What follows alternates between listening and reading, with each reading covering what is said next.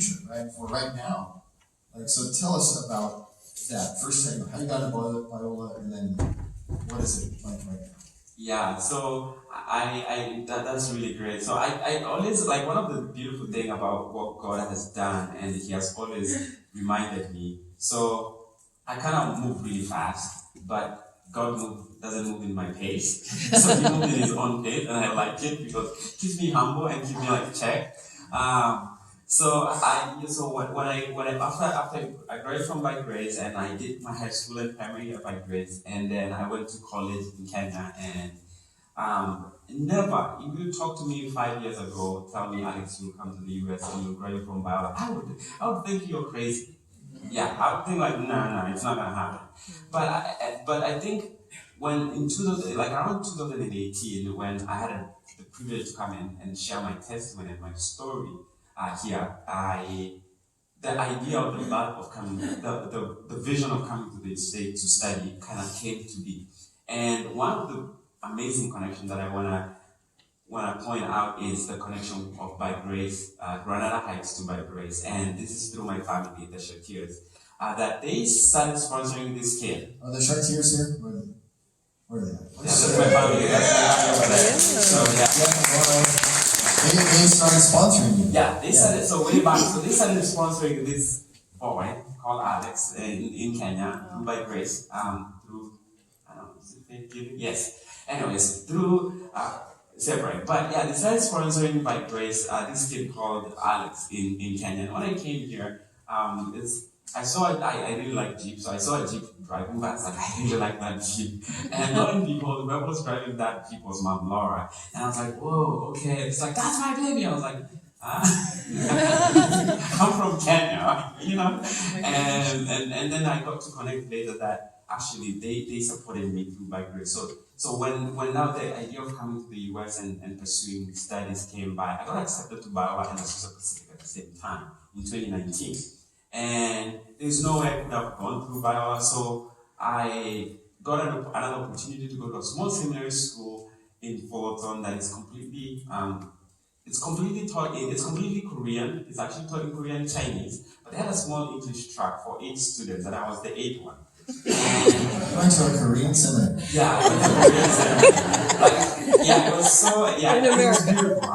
It was really beautiful. Everything was being taught in Korean and Chinese. Like, even the library, all the books were in Korean and Chinese. I went to the library all the time. And so at that time, I really I thought God had a plan for me to come to Biola because I got accepted in it. And then I continued praying. So I was in a waiting for a whole school year, from 2019 fall to during COVID, when COVID hit. And I remember in January 2020, the day of solitude here at Granada, where we went somewhere, and I took a piece of paper, and I wrote it down after we've talked, we were given like how we should, do it and all that. I wrote on a piece of paper how much deficit I needed to meet my balance to go to Biola. And so I wrote it down, and I went to my time to pray and this, the prayer and fasting and day of solitude. And I was just asking God, I really want to know you, and I want to seek you, and I want to be known by you. But at the same time, I had this idea that, look, you brought me to the States because I was really pursuing this idea of going to Biola. I really love Biola because I've experienced a lot of Bible students coming to Kenya and, and loving us by grace. So I had that influence, and Mom and Dad went there, of course. So I wanted that, and I asked God, please, I don't know. And then COVID hit, and there was like, I was uncertain about going to Biola. I was not sure if that would ever happen. And then COVID hit, they suddenly just went like double. And I remember just somewhere around summer of 2020, I received a call after another call, even from a church in the Bay, just saying, hey, we heard your story and we want to be part of your journey.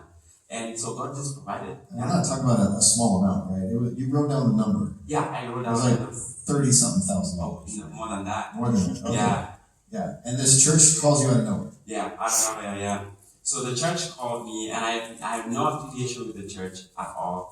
And I received it through Biola and with the help, and I was just able to go through Biola it was a miracle. And one of the things that I do every year that that I take a word in the Bible, and like, let's say for example, in 2019 and 2020 was the word faith. So, and I wrote it down and I pray over it. I try to pray about it to have faith in my life. I pray faith over my life, that I can have faith in God. And then previous year there's a word seek from Matthew 7:7, where it's seek, knock, and ask. I was just like seeking God to really, in my own life, like I want to seek Him, I want to know Him, I want to be known by Him.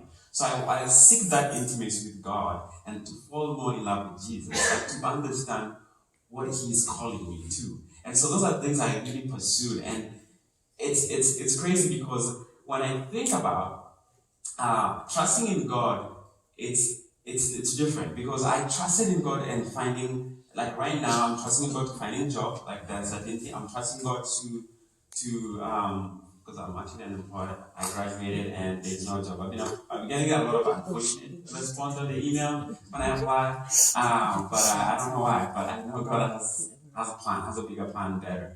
And so I'm trusting for God. Like now, just got engaged. So I'm also trusting God for the wedding and the marriage and things that are yet to come. So I'm trusting God in that. And one of the things that I think I want to share, and that really taught me a lot, is through my struggles, I went to the cross.